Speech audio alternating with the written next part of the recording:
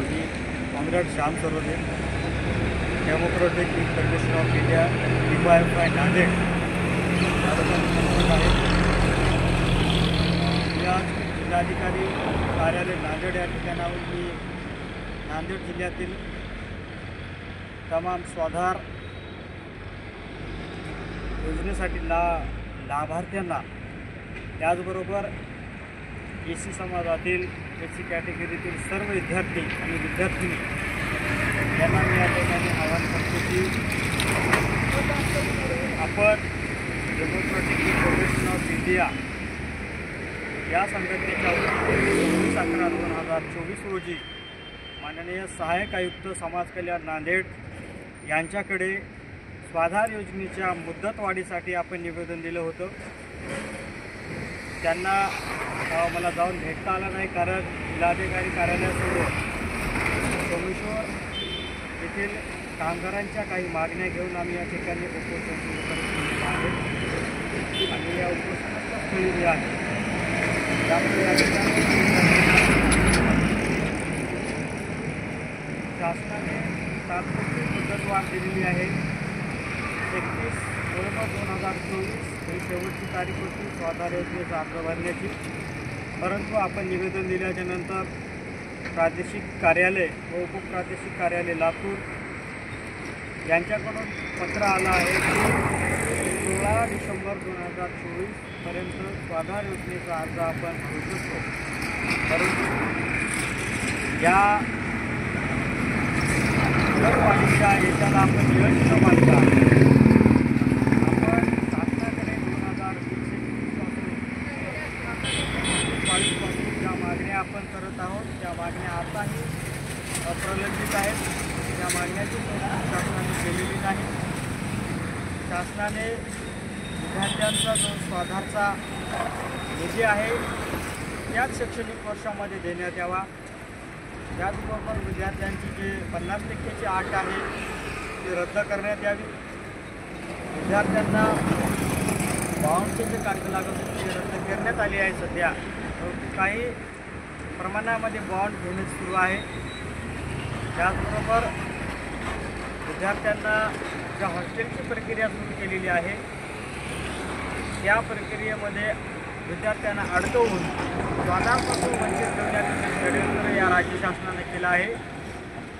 ते षडयंत्र रद्द करावं. ते षडयंत्र असं करू नये, कारण विद्यार्थी तरुण हे देशाचा सर्वात मोठा ऊर्जा आणि सर्वात मोठी शक्ती आहे.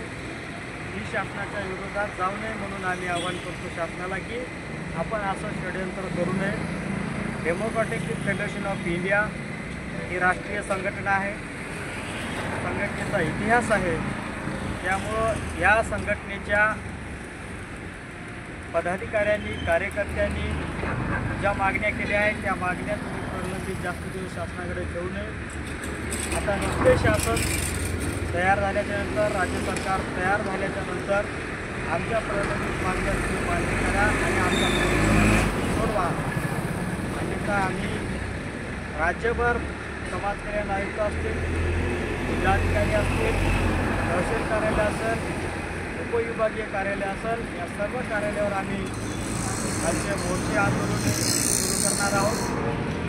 आम्ही पुन्हा एकदा आवाहन करतो राज्य शासनाला की आम्ही आमच्या आक्रोशाची वाट तुम्ही पाहू नये. तरुणींना तुम्ही या षडयंत्रामध्ये अडकू नये. तुमचं राजकारण सुरू असेल, परंतु विद्यार्थी म्हणून आम्हाला शिक्षणाचा अधिकार आहे आणि त्या शिक्षणासाठी जो शासनाकडून खर्च येतो त्या खर्चावरही आमचा अधिकार आहे. त्यात तुम्ही कुठली तफावत करून, कुठलाही बदल करून आम्हाला विद्यार्थ्यांना तुम्ही त्याचबरोबर नवीन जे असतात तात्काळ ती हॉस्टेलची जी तुम्ही अट आणलेली आहे ती तात्काळ रद्द करा. स्वाधारची मुदतवाढ करून दिली, परंतु स्वाधारला पात्र राहण्यासाठी वसतिगृहामध्ये प्रवेश करणं हे तुम्ही बंधनकारक केलं आहे. वसतिगृहात प्रवेश घेण्याकरिताची तुम्ही वेबसाईट आहे, जी लिंक आहे, ती लिंक बंद केलेली आहे. हॉस्टेलचे फॉर्म आता भरता येत नाही. जोपर्यंत हॉस्टेलचे फॉर्म भरता येत नाही तोपर्यंत स्वाधारचा लाभ भेटत नाही असं तुम्ही तुमच्या पत्रात नमूद केलेलं आहे. त्याच मागणीला धरून त्याच पत्राचा सहारा घेऊन मी तुम्हाला सांगतो, जोपर्यंत हॉस्टेलची अर्ज प्रक्रिया या 16 डिसेंबरपर्यंत पूर्ण होत नाही तोपर्यंत स्वाधार अर्ज प्रक्रिया ही बंद करू नये. स्वाधारसाठी जे नांदेड जिल्ह्यातले असंख्य विद्यार्थी आहेत ते विद्यार्थी वंचित राहू नये म्हणून आपण ही स्वाधारची जी लिंक आहे ती लिंक बंद करता कामा नये. या लिंकवर जे काही अडचणी येत असतात त्या तात्काळ तुम्ही त्या तुमच्या लेवलवर पूर्ण करण्यात याव्यात.